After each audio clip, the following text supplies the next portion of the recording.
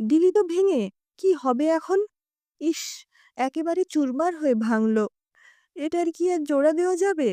এই একটাই মাত্র জিনিস ছিল আমার একদম নিজের বলতে। কথাগুলো বলতে বলতেই গাল বেয়ে কয়েক ফোঁটা জল গড়িয়ে এলো চোখের কোল থেকে। আঁচলটা টেনে নিয়ে তাড়াতাড়ি চোখের জলটা মুছে নিলেও দীপালির ছেলের বউ তিতলির চোখ কিন্তু এড়ায়নি সেই অশ্রুধারা। তিতলি ভারী অবাক হলো। সামান্য একটা কাচের স্বচ্ছ কাপ ভেঙে গেল বলে তার প্রবল পরাক্রমী রাশভারী মুখরা শাশুড়ি কাঁদছেন? কি সাংঘাতিক কাণ্ড! ভাবা যায়? কোনো কথা না বলে তিতলি চুপচাপ নিজের ঘরে চলে গেল। আর সর্বক্ষণের কাজের মেয়ে বিনা ভয়ে একেবারেই জড়সড় হয়ে গেছে। তার হাত থেকেই তো সকালে চায়ের বাসন ধোবার সময় সাবান মাখানো কাপটা ছিটকে পড়ে গেছে, পড়ে গিয়ে ভেঙেও গেছে চুরমার হয়ে। আজ বিনার কপালে ঠিক কতখানি দুঃখ আছে তা একমাত্র গিন্নিমাই জানেন।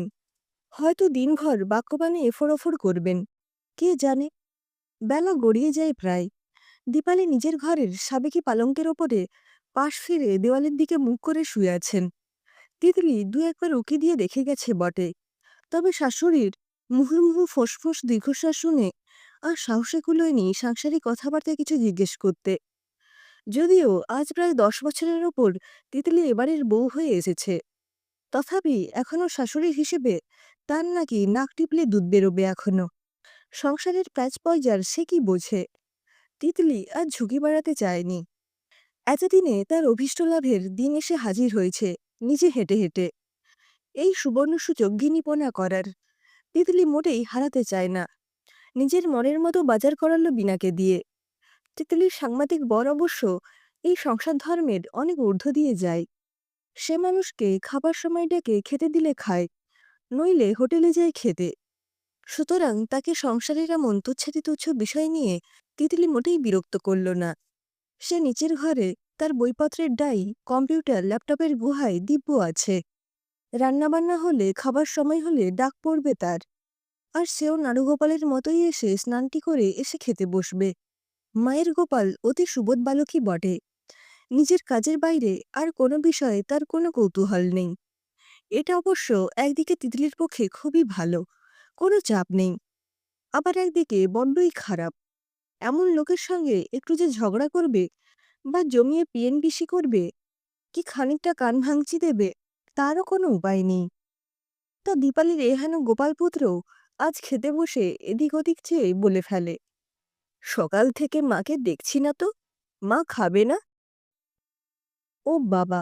যতটা ভোলাভালা ভাব দেখায় ততটা নয় তো। মায়ের খোঁজ দিব্যি আছে। তিতলি মনে মনে ভাবলেও মুখে বলে, মায়ের শরীরটা একটু খারাপ, সকাল থেকে শুয়েই আছেন, চা খাওয়ার পর থেকে। হুম, বলে গোপাল ভাতের মাঝখানটায় গোল গর্ত করে পাটি থেকে ডাল ঢালতে ঢালতে বলে, ওষুধ বিশুধ খেয়েছে? তা রাঁধল কে? বিনা? মরণ দশা! বিড়বিড় করে তিতলি। 10 বছর হয়ে গেছে বিয়ে, অথচ বইয়ের রান্নার স্বাদ চেনে না মায়ের গোপাল। তবে মুখে তিতলি বলে, প্রথম উত্তর জানি না, আর দ্বিতীয় উত্তর আমি। বলেই আর দাঁড়ায় না তিতলি।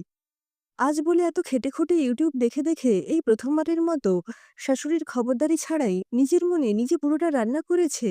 বরের কোনো হেলদোল নেই। রান্না খেয়ে মনে হলো বিনার রান্না। অবশ্য তাকেই বা দোষ দেয় কি করে? চা, কফি, বড়জোর ঘোল, রায়তা কি রুটি, এর ওপরে শাশুড়ি 10 বছরে তাকে উঠতেই দেয়নি। দুবেলা রান্না বাড়া পুরোটা নিজের হাতে। শক্তপোক্ত মানুষ, নিজের ইচ্ছেই করছেন।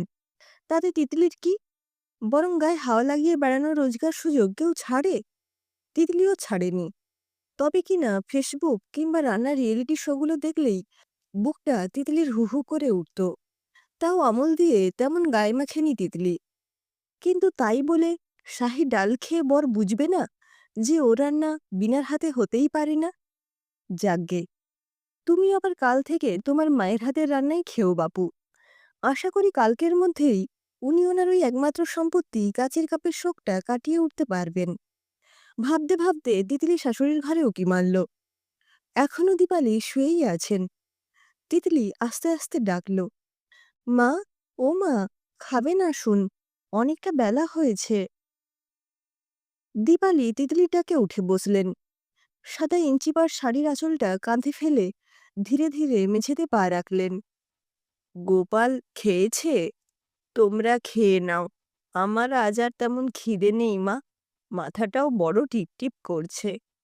একবেলায় দীপালির বয়স যেন ২০ বছর বেড়ে গেছে।